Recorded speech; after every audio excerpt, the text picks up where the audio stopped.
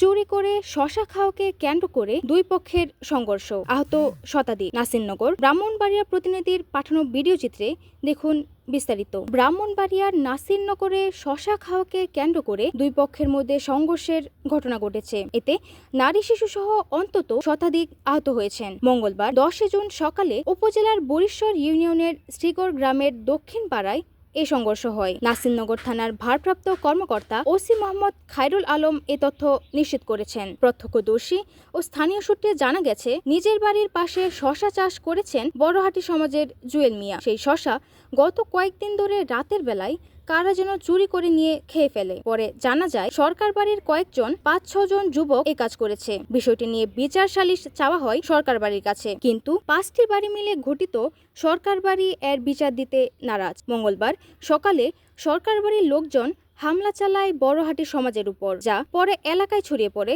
এবং দুই পক্ষের মধ্যে উত্তেজনা সৃষ্টি হয়। এক পর্যায়ে দেশীয় অস্ত্রসহ সংঘর্ষে জড়িয়ে পড়ে দুই পক্ষ।